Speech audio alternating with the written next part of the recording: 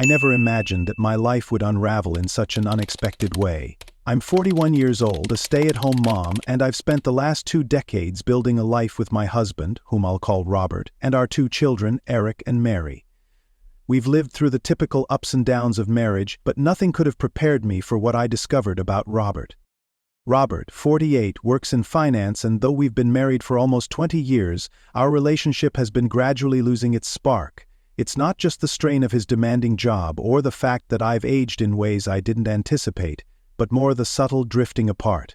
We still loved each other, but I had begun to feel as though we were coexisting rather than truly connecting. Eric, our 18-year-old son, is finishing up high school and has been dating his first girlfriend Amy since they were freshmen. Amy quickly became a familiar face in our home, and I always considered her a part of the family. It's why what I discovered last week was such a devastating blow.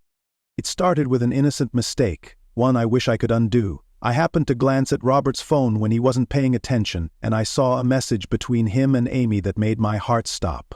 It was a flirtatious remark from Amy saying she missed eating his sausage. At first I convinced myself it was nothing, surely I must have misread it, but in the days that followed I couldn't shake the nagging feeling that something was terribly wrong.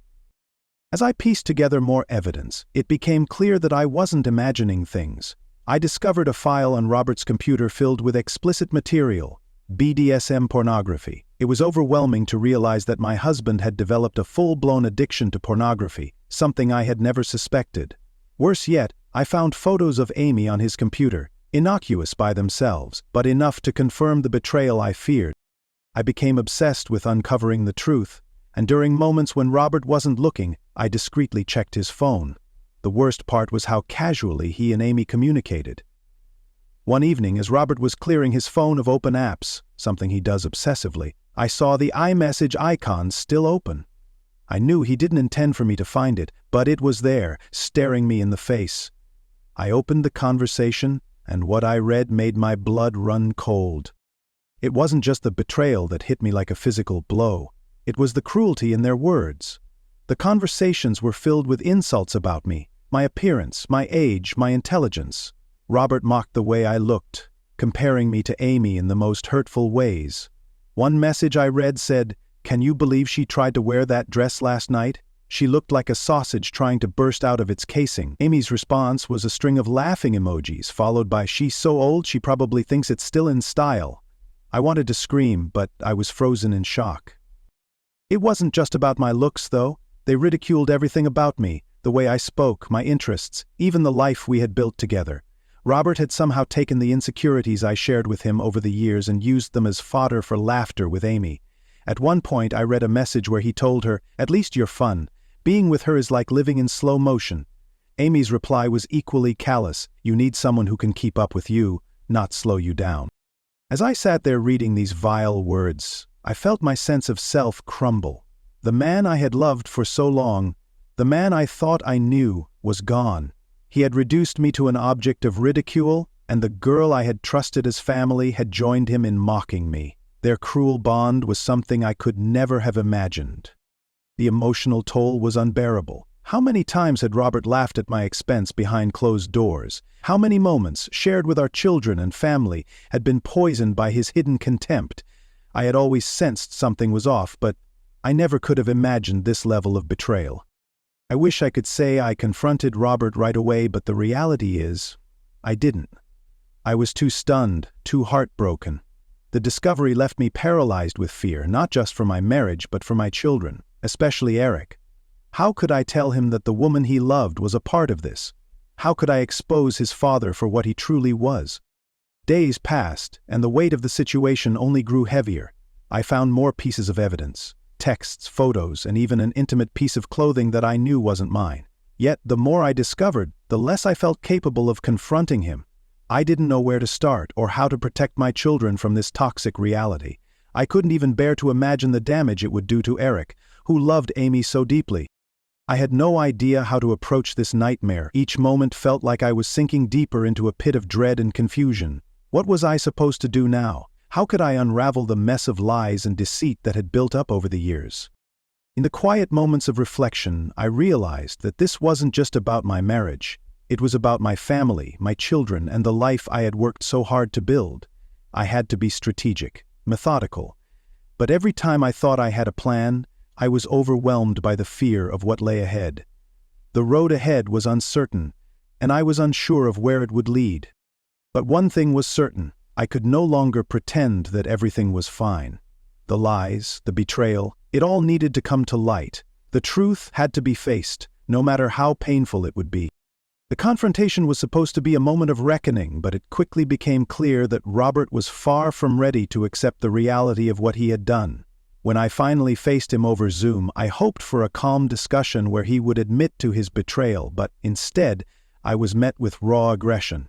His face was red, his body tense, and his eyes wild with panic. It was like he wasn't even the man I had spent years with.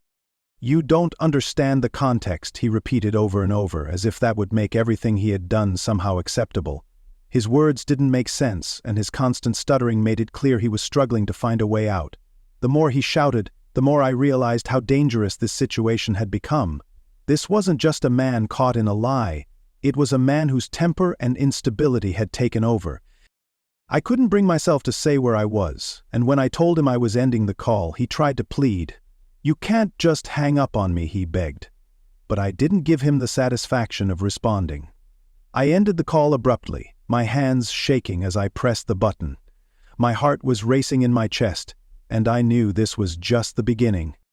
As I sat there staring at the blank screen, I felt the full weight of the situation.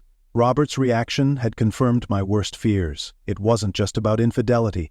It was about my safety and the safety of my children. His anger, his defensiveness, it was the kind of reaction that made it clear I couldn't handle this on my own. I immediately called my lawyer, explaining the gravity of the situation. I needed a restraining order, and I needed it fast. Robert's behavior had crossed a line, and I couldn't afford to take any chances. The legal steps had to be taken to protect myself and the kids. I needed to make sure I had all the necessary safeguards in place, even as I struggled to process the emotional devastation. That night, my lawyer began filing for temporary sole custody of Mary, and the process for a restraining order was set in motion. I was taking control of the situation, but it felt like the ground was still shifting beneath me. Mary, my 15-year-old daughter, was consumed by anger. She was furious at Robert, and rightly so. She started remembering moments from her past, particularly interactions between Robert and her friends, that made her feel uncomfortable. The more she reflected, the more she realized that things were not as they seemed. Eric, on the other hand, was hurting deeply. The shock had hit him hard, but he was trying to stay strong. He wanted to go to therapy, and though I was relieved that he was open to it, I couldn't help but feel a pang of guilt. I had failed to protect him from this turmoil. But despite everything, Eric's maturity in the face of such devastation was incredible. He was level-headed, even if he was internally torn apart. The weight of this all, it was too much for anyone to bear, let alone an 18-year-old. I hadn't yet told Eric the full extent of Robert's betrayal, and I wasn't sure when I would. But I couldn't hide it from him forever. The idea of breaking his heart was one I couldn't shake, and the thought of revealing the truth to him terrified me. Mary was still reeling from everything, but she had a rage that was unlike anything I'd seen in her. She wanted nothing to do with Robert or Amy, and she voiced her anger every chance she got. As for Amy, she had been in contact with me through her mother, and I learned that she was threatening to run away with Robert. She truly believed they were in love. This whole situation was spiraling out of control.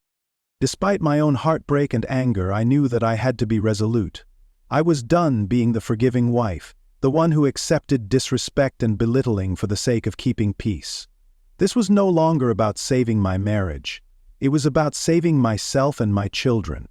Robert had crossed a line, and now I was going to make sure he paid for it. I had already started planning for a ruthless divorce. I was done tolerating his cruelty, his manipulation. I had spent too long being convinced that I wasn't good enough for him, that I was somehow the one to blame for his infidelity. But I had come to realize that his behavior was a reflection of him, not of me. He had made me doubt myself for far too long, and now it was time to rebuild. I was not going to let him walk away from this without facing the consequences.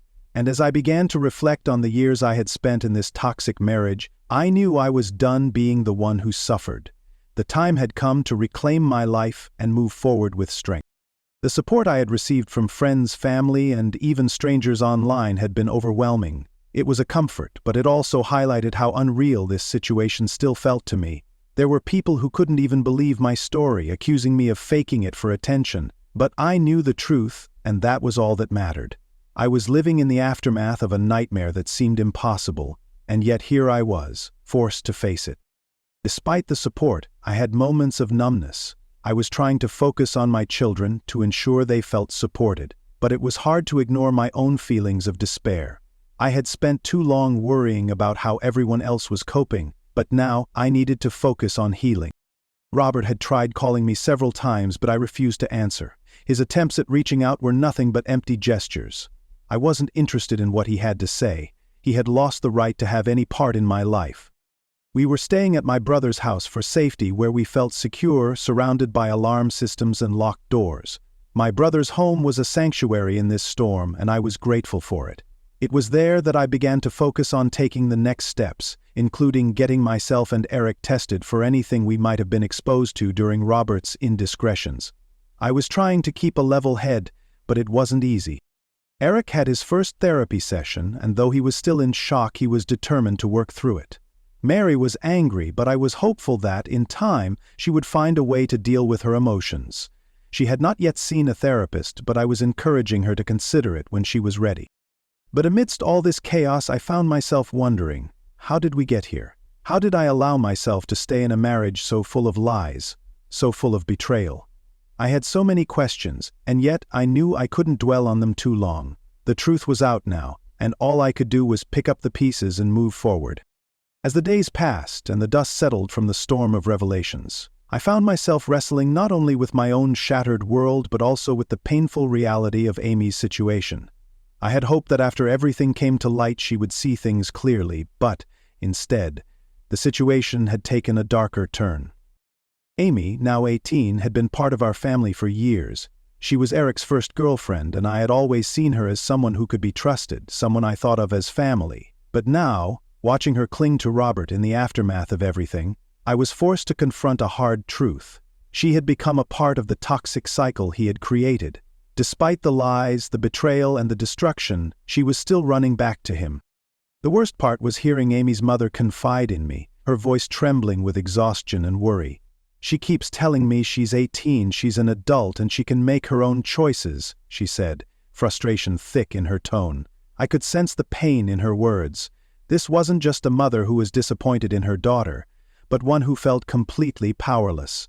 She had tried everything to intervene, grounding Amy, taking away her car keys, limiting her phone use, but none of it worked. Amy found ways to sneak out, to bypass every effort her mother made to keep her away from Robert.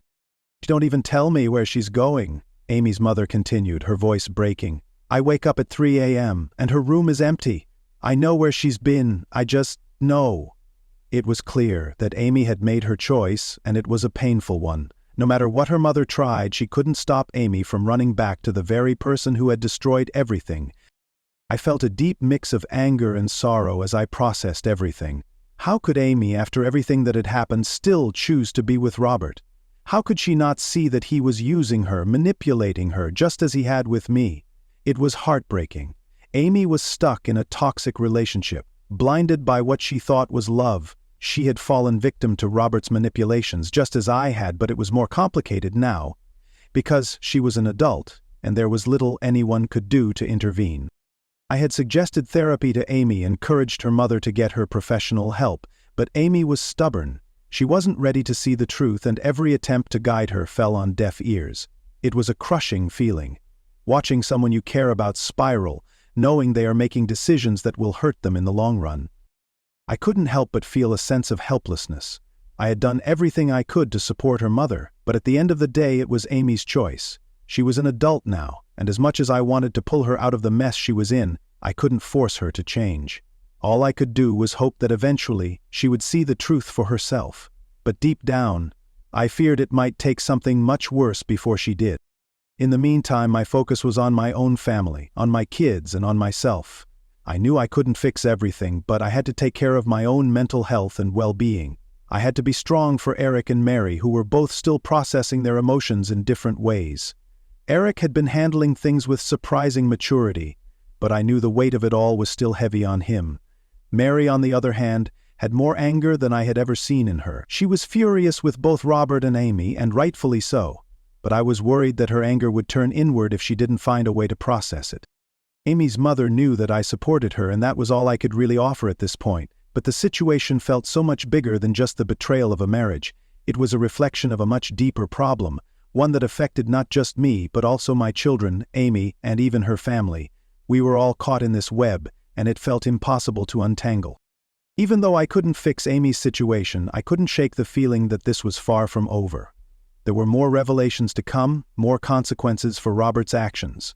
The situation was far from settled, and as I took the first steps toward divorce, I knew that the fallout would be massive. Robert had hurt so many people, and while I couldn't save everyone, I was determined to make sure he would face the consequences of his action. I was moving forward not just for myself, but for my kids too. Eric and Mary needed me, and as much as I hated seeing Amy trapped in her delusion, I knew I had to stay focused on the path ahead. For now, all I could do was wait, watch, and hope that Amy would find her way out of the darkness that Robert had led her into. And as for me, I was slowly starting to rebuild. The first step was taking control of my life, of my future. There was still so much unknown, so much pain ahead. But I wasn't going to let Robert's betrayal define me. I would rise from this, stronger than before. The road ahead was long, but I had already come this far, and I was determined to make it through. The story reveals profound lessons on trust, self-worth, and the importance of boundaries in relationships. One of the key messages is the value of recognizing when a relationship has become toxic and knowing when it's time to take action for self-preservation. In the case of the narrator, the painful realization that her marriage had been built on lies and betrayal forced her to confront the truth. Despite the immense emotional toll, this serves as a powerful reminder that self-respect and mental well-being should always come first, even in the face of deep betrayal. For older adults, this story highlights the importance of self-reflection and the courage to leave unhealthy relationships, even when it feels difficult or overwhelming. It's a reminder that one's worth is not defined by the actions of others, and that change, while painful, can lead to greater personal strength and clarity. Furthermore, it shows the crucial need to set boundaries and protect oneself from emotional harm, regardless of how long one has been in a relationship. As we age, our emotional health becomes even more important, and learning how to navigate through the complexities of human relationships with wisdom and resilience is essential. The narrator's journey reflects the transformative power of reclaiming one's life and finding peace, even after experiencing profound loss and betrayal. Thank you so much for watching today's video. I hope you found the story meaningful and that it provided some valuable insights. If you got something out of it, please drop a 1 in the comments to let me know. It helps so much to hear your thoughts and feedback. And don't forget, if you haven't already, hit that subscribe button to stay updated with all our latest videos. Make sure to like this video and share it with anyone who might benefit from the message. Your support means the world. I'd love to hear your thoughts on the video, so feel free to share your feelings in the comments. How did this story resonate with you? What lessons did you take away? Let's keep the conversation going. Thanks again for being here, and I'll see you in the next one.